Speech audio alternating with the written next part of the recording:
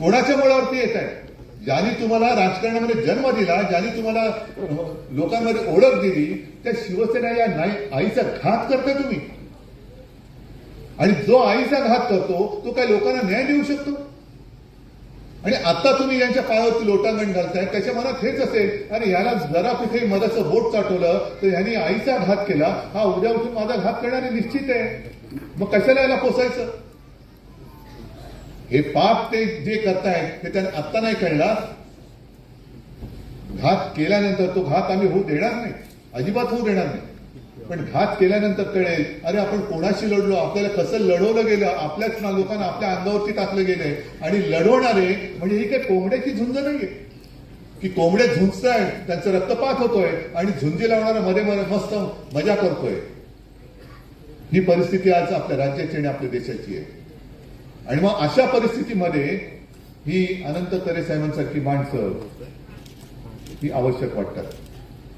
आज नुसत्या त्यांच्या आठवणीची पानं, अरे वा छान पुस्तक काढलं, पुस्तक काढलं त्याच्याबद्दल तुमचं कौतुक आहेच.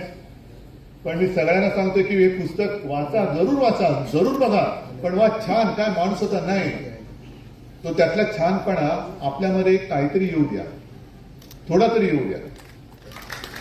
जसं आज म्हणजे असं आता तुम्ही सांगितलं ना की हा दुसरा सुयसहायक, एक यशवंतरावांचा आणि दुसरा हा. आपली कोणाची कोण पुस्तकं काढेल असं माझं म्हणणं नाहीये, पण आपण असं काहीतरी करू शकतो का, करू शकलोय का की आपल्यानंतर सुद्धा लोक आपली आठवण काढतील चांगल्याने. हे जरी काहीतरी आपण घेतलं या पुस्तकातून, तरी मी म्हणेन या पुस्तकाचं आणि अनंतरांच्या आयुष्याचं सार्थक झालं.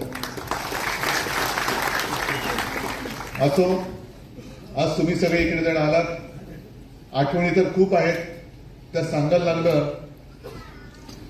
लागलं तर आणखीन पुस्तकाची पानं वाढतील.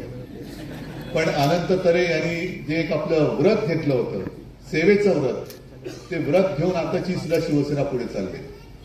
आणि भाषणाच्या सुरुवातीला मी जो काही उल्लेख केला की आता म्हणजे गाडीत बसल्यानंतर ठाणेकर कसे राहत असतील, कसे इकडनं तिकडे जात असतील, विकास झालाय, मग विकास झालाय तर पैसा खर्च झालाय, मग खर्च गेला कुठे, कोणाच्या खिशात गेला?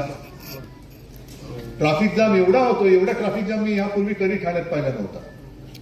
या सगळ्या गोष्टीबद्दल महापालिका लुटले, राज्याची तिजोरी लुटले, मुंबईची तिजोरी लुटलेली आहे. मुंबई आणि ठाण्याची महापालिका म्हणजे मुंबईवरती जवळपास 2.25 लाख कोटीचं देणं देऊन करून ठेवलेलं आहे.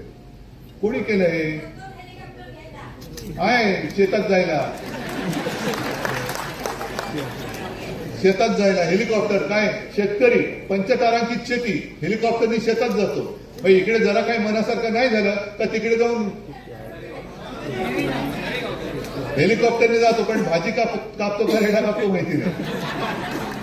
तर या भ्रष्टाचाराविरुद्ध येत्या सोमवारी आपण मोर्चा काढतो.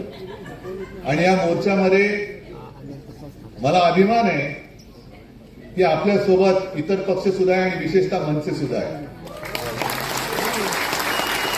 पण शेवटी आपल्या मुलावरती कोण येत असेल, आपण भांडत राहायचं, मग शत्रू हवेत कशाला? आपणच जर का आपले शत्रू होणार असू तर शत्रू आपल्याला बाहेरचे कशाला पाहिजेत? घरातले शत्रू आहेत ना.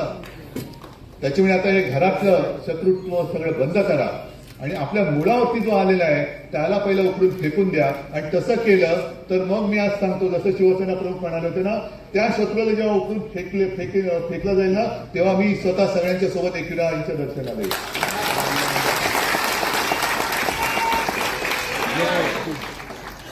ठीक आहे, मला वाटतं ठाणेकरांनी ठरवलं तर नक्की होईल. आणि ठाणेकरांनी एकदा ठरवलं की ते ठरवतात आणि तसं ते करतात आणि तसं तुम्ही ते कराल याची खात्री बाळगतो आणि आपली रजा घेतो. जय हिंद, जय महाराष्ट्र.